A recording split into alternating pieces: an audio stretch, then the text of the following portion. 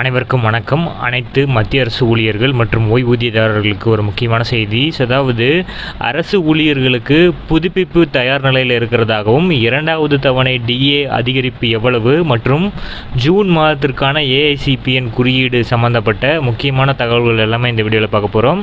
Skip பண்ணாமல் கடைசி வரைக்கும் பாருங்கள். நம்ம சேனலை சப்ஸ்கிரைப் பண்ணாதவங்க பண்ணி வச்சுக்கோங்க. நம்ம சேனலில் சென்ட்ரல் மற்றும் ஸ்டேட் கவர்மெண்ட் சம்மந்தமான ஆல் அப்டேட்ஸ் போட்டுருவோம். அது மட்டும் இல்லாமல் பென்ஷன் சம்மந்தப்பட்ட முக்கியமான அப்டேட்ஸும் இருக்கும்.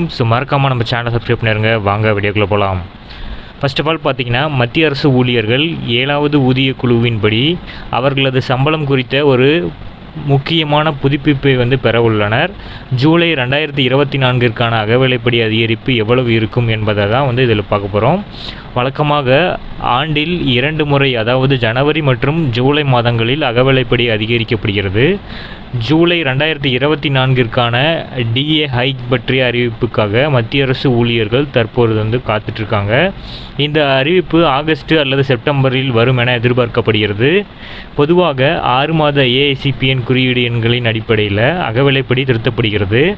ஜனவரி 2024 முதல் ஜூன் 2024 மாதங்களுக்கான ஏஐசிபிஐ குறியீடு எண்களின் அடிப்படையில் ஜூலை 2024ற்கான டிஏ கணக்கிடப்படும். இதுவரை மே மாதம் வரையிலான ஏஐசிபிஎன் குறியீடுகள் வந்திருக்கு. வழக்கமாக ஒவ்வொரு மாத இறுதி நாளிலும் முந்தைய மாதத்திற்கான தரவுகள் வெளியிடப்படும். அந்த வகையில் இன்று ஜூன் மாதத்திற்கான தரவு வெளிவரும் என எதிர்பார்க்கப்படுகிறது. பணவீக்கத்தின் தாக்கத்தை எதிர்கொள்ள மத்திய அரசு ஊழியர்களுக்கு வழங்கப்படும் இந்த அகவிலைப்படி அகில இந்திய நுகர்வோர் விலை குறியீட்டின் பிரகாரம் தொடர்புடையதாக கருதப்படுது. ஒவ்வொரு மாதமும் இந்த ஏஐசிபிஎன் குறியீடுக்கான மதிப்பு விட்டுட்டு வருவாங்க. அதில் மே மாதம் வரைக்கும் விட்டுருக்காங்க. ஜூன் மாதத்திற்கு இன்று கட்டாயம் வெளியிடப்படும்.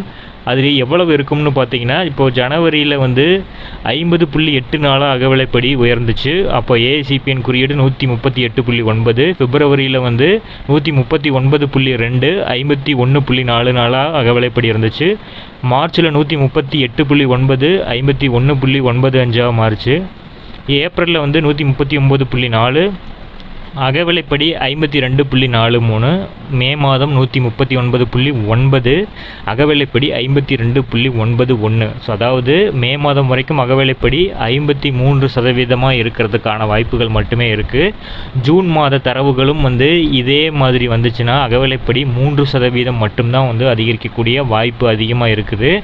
மேலும் இந்த அறிவிப்பு பார்த்தீங்கன்னா இன்று மாலைக்குள்ளே வெளியாகும் என எதிர்பார்க்கப்படுகிறது. நுகர்வோர் விலை குறியீட்டின் பிரகாரம் மாதாந்திர வெளியீடுகளின் அடிப்படையில் அடுத்த 6 மாதங்களுக்கான அகவிலைப்படி மாற்றங்கள் தீர்மானிக்கப்படுகின்றன.